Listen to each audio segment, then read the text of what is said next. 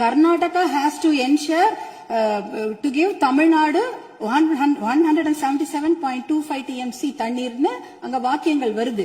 இது 178 TMC நமக்கு இறுதி தீர்ப்பின்படி வர வேண்டிய தண்ணி. ஆனா என்ன பாத்தீங்கன்னா நம்ம கடைமடை மாநிலம், கர்நாடக அரசு முதல் மடை மாநிலமாக இருக்கின்றது. சுப்ரீம் கோர்ட் உச்சநீதிமன்ற தீர்ப்பின்படி கடைமடை மாநிலத்தின் அனுமதி இல்லாமல் எந்த ஒரு கட்டுமான பணியும் எந்த ஆற்றுப்படுகையிலும் கட்டக்கூடாது, குறிப்பாக காவிரி நதி நீர் மேல கட்டக்கூடாது. ஆனா 4 டேம் இருக்கு.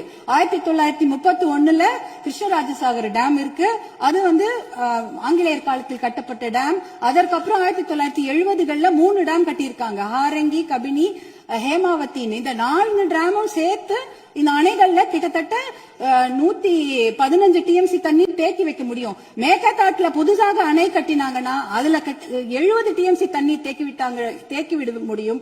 அப்படி பார்த்தீங்கன்னா கொள்ளளவு 185 TMC தண்ணீரை கர்நாடக அரசு தேக்கி வைத்து விட முடியும். நமக்கு வர வேண்டிய 177 TMCல ஒரு சொட்டு நீர் கூட தமிழ்நாட்டுக்கு வர முடியாது. அப்படி என்றால் டெல்டா மாவட்டம் பாலைவனமாகிவிடும், குடிநீருக்கு மிகப்பெரிய பிரச்சனை ஏற்பட்டுவிடும். ஏன்னா 5.5 கோடி மக்கள் அந்த காவிரி தண்ணியை தான் நம்பி இருக்கிறாங்க.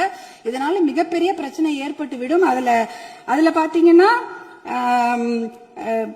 இப்ப கர்நாடகாவுக்கு உரிய நீர் 284 TMC தான்.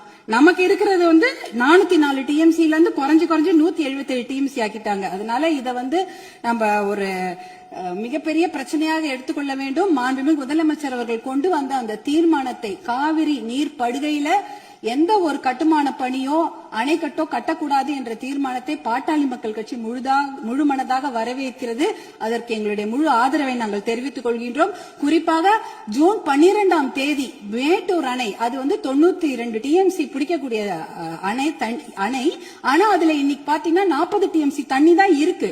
ஏன்னா அந்த தண்ணிய கூட இன்னைக்கு குறுவை சாகுபடிக்கு கொடுக்க முடியல. குறுவை சாகுபடி வடகிழக்கு, அதாவது சவுத் வெஸ்ட் மான்சூன், தென்மேற்கு மான்சூனை நம்பிதான் இருக்கிறது. ஆனா இந்த குறுவை சாகுபடிக்கு விடக்கூடிய தண்ணி இல்லாததுனால 40 TMC தண்ணிய இன்னைக்கு ஜூன் 20 இன்னி வரைக்கும் கூட மேட்டூர் டேம் திறக்கல. இப்ப மேட்டூர் டேம்ல இருக்க 40 TMC தண்ணி குடி தண்ணீருக்காக நம்ம சேர்த்து வச்சிருக்கிறோம்.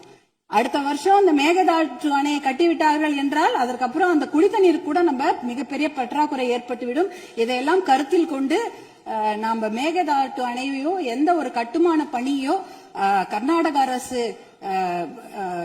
கட்டாமல் பார்த்து கொள்ள வேண்டும். உச்சநீதிமன்ற தீர்ப்பு தமிழகத்துக்கு சாதகமாக இருக்கிறது.